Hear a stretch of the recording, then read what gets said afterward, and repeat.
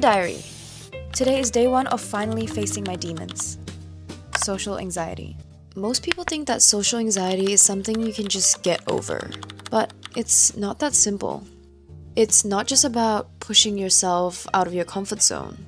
It's a little more about battling a voice in your head that tells you everything could go wrong, even when you know it probably won't. And that's what makes it so hard.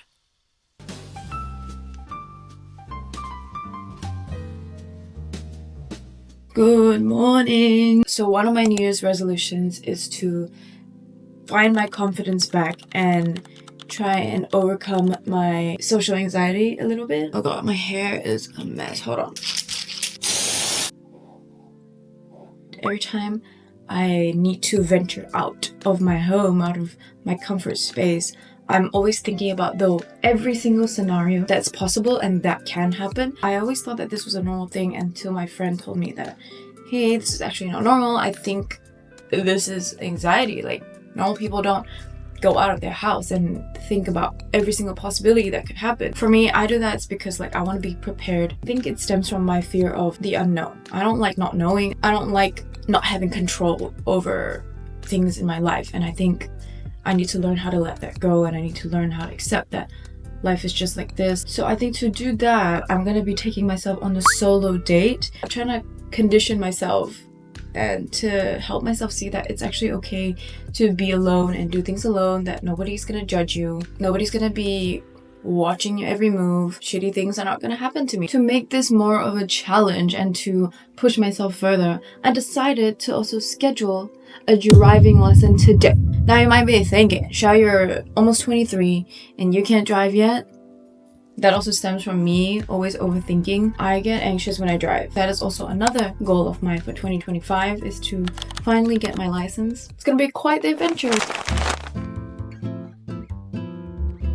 So another habit I'm trying to implement is also doing my affirmations. Since I just woke up, my brain is still in the theta phase. That means that it's very absorbent to information. So for me, I just listen to subliminals that I find on YouTube. They're basically a bunch of affirmations, and the music is layered over it, so only your subconscious mind is absorbing it. I listen to the subliminals while I'm gonna brush my teeth and wash my face, looking at the mirror, and also in my heart trying to set the intention and the tone of the day.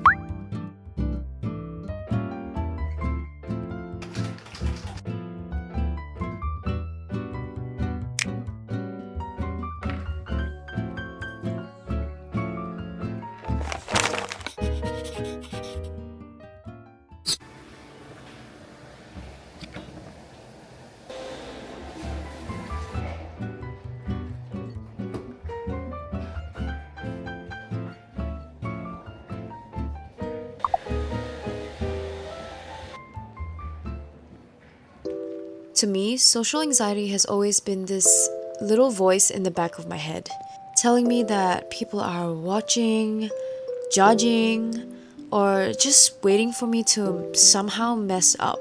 It's sort of exhausting, Always feeling like you're under a microscope, even when you're simply just existing.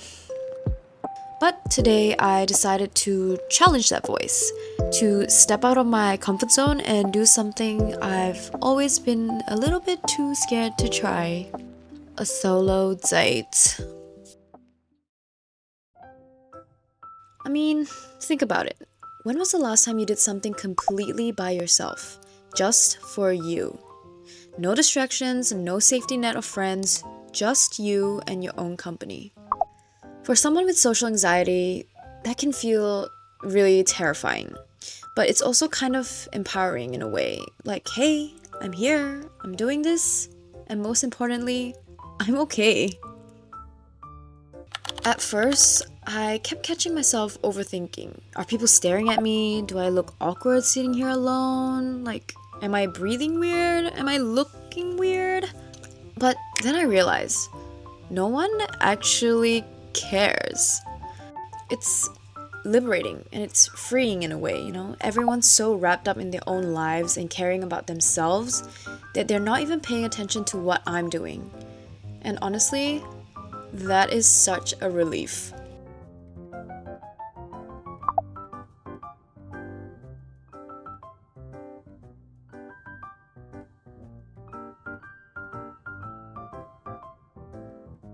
So she said it's either this one or this one.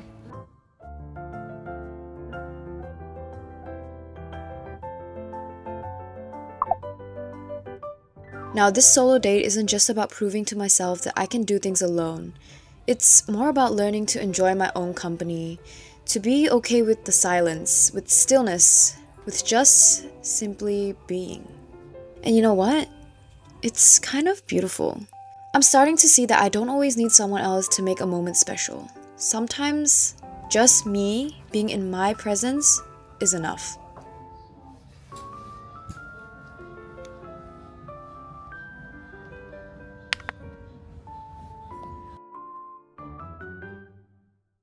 After platform 2 will be the 12:32 Flinders Street, dropping all stations in Flinders Street. Now, of course, it's not all deep thoughts and life-changing realizations. There's also something really fun about doing exactly what you want to do, without worrying about anyone else. Want to sit in a cafe for 2 hours and people watch? Do it. Want to order dessert first before mains? Girl, do it. It's your date, your rules. Nobody's gonna tell you what to do and nobody is gonna judge you. And who cares if they do?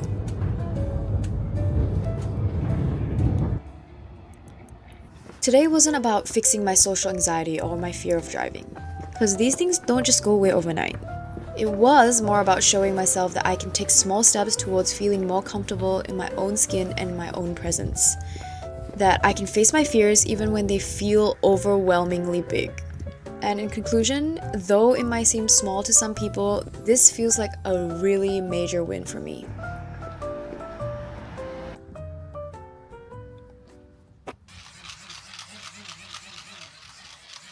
Okay, confession time. So this solo date almost didn't happen because of something that I've been struggling with as well, which is my fear of driving. I've always been an overthinker, and when it comes to driving, my mind just goes into this overdrive, This is my first time trying it as well, so I'm hoping that it doesn't alter the taste. It's kind of citrusy. I don't know how I feel with it in the chocolate milk.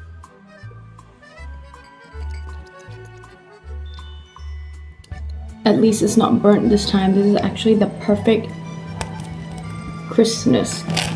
Oh. Butter. The only thing I hate about this butter is that it's so freaking hard to slice into.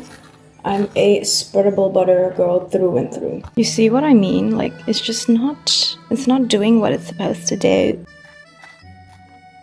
In this mix here is actually just some tuna, boiled egg, hard-boiled egg crushed up, and onions and some pepper.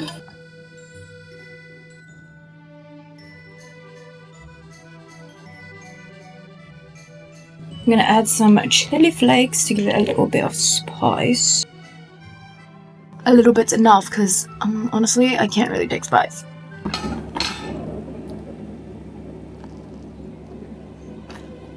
Stephanie Sue, thank you so much for putting me on this book.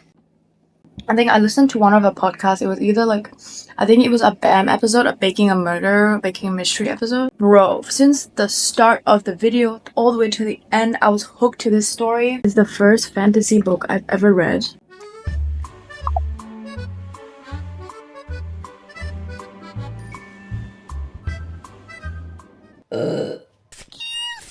Mini haul time. Rookie mistake. I forgot to bring a grocery/shopping bag today, so I did have to pick one up from factory, but I'm not complaining either way because it has a pink bow on it. Anyways, the two items that I did pick up from factory was this skirt. I ended up getting the pink one because I had an outfit envisioned in mind, and I do also own a more baby pink things compared to baby blue. Also, this was in a size small. This is the first time a size small fits me and it wasn't too big on me. Anyways, moving on, I did also get this halter top thing. This one is in a double XS. Okay, next thing, as you know, I did pick up this micellar water. I've been doing my research and TikTok says that this is one of the best micellar waters, especially for sensitive skin. But let me tell you, if you can't see, my skin has not been treating me good this holidays.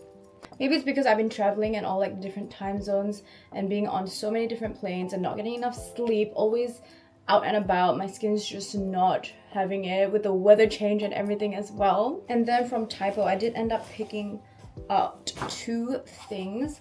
So I was looking at the wellness corner and I came across this cute little heart-shaped one, 100 Days of Gratitude. I feel like I've been in a very negative headspace coming out of 2024, and I want to get back into that positive mindset and appreciate the little things and the things that I can be grateful for. It's basically just for you to write down 3 things that you're grateful for and something that made you really happy that day. Really, really cute idea, especially because it's the shape of heart as well. Sometimes you just need a reminder, and this was it. Another thing that I did come across as well as I was checking out was this pretending to get my shit together to-do list. I really like this one because it has one side for your to-do list, this side for just like general notes and stuff. Down here is stuff I need to buy. This was my old to-do list clipboard thing, and it's not giving, you know, it's not very cute, it's not very motivating. So this one, I think it'll motivate me to actually get my shit done instead of just pretending to get my shit done, you know? Okay, and the last thing that I didn't manage to get